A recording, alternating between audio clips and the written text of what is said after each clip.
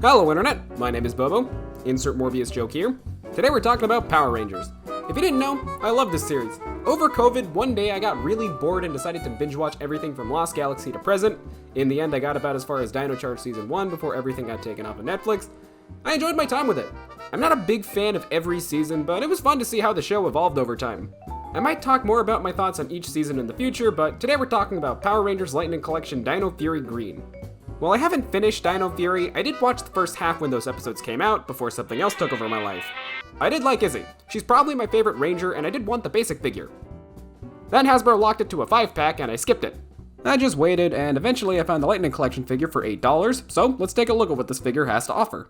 This is using an updated version of the standard body used for all the girl figures, so there are some minor articulation improvements. For comparison, I'll be using Sid from SPD since this is using the old body, though I don't know if there were any changes made to the body in between these two releases. If there were, please let me know in the comments. But before we get to some comparisons, the figure itself is great and matches the show suit pretty well. I love the green used here. It's a nice light shade that goes really well with the silver, though the silver is painted, so be careful not to chip it.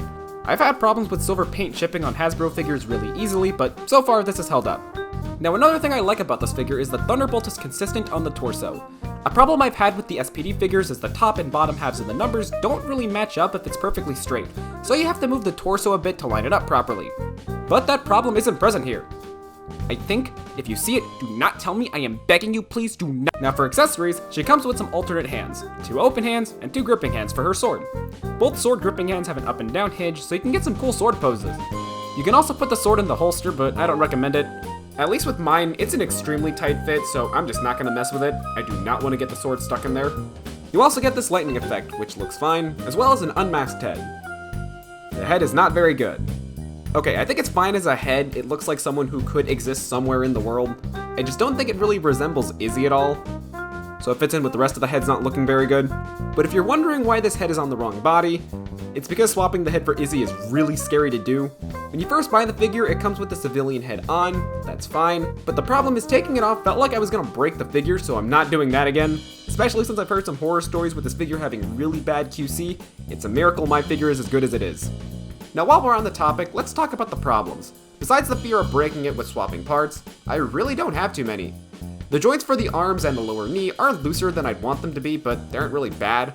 The joints for the feet are a bit tight, so standing here can be a pain, but that's really it. I got really lucky since everything else is painted really nicely and nothing is broken. Now let's talk about some comparisons between Izzy and Sid.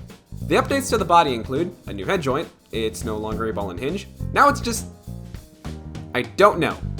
I think it's supposed to be a dumbbell joint, but it doesn't really work very well and has less movement than Sid. The torso seems to be put together differently, but not in a bad way. It gets a good amount of movement, it's just different now. Though there is a lot of gap if you move the torso back all the way, but it's not really that bad since I'm going to be having her standing straight most of the time. The arms are now double jointed versus the old single joints, as well as the arms and legs being pinless. It's not as impressive since the single jointed arms were already pinless, but it's great the legs are pinless now. The next major difference are the drop-down legs on Izzy, so you can pull it down and, in theory, get more movement. In theory. But not really. It's about the same kicking forward, but kicking out, that is where there is a major improvement.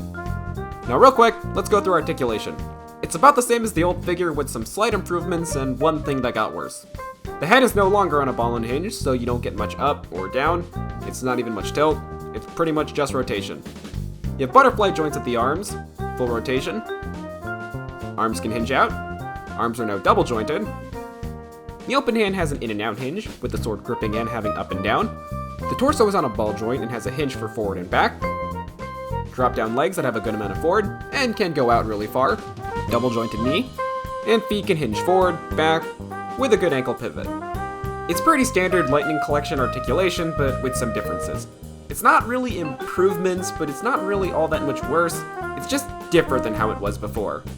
For some size comparisons, here's Sid and Bridge from SPD, Marvel Legends Ultimate Captain America and Spider-Woman, and McFarlane Toys 5-inch Azula.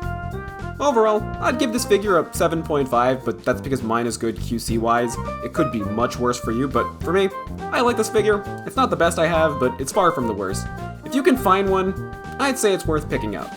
At least if it has good quality control. Thanks for watching.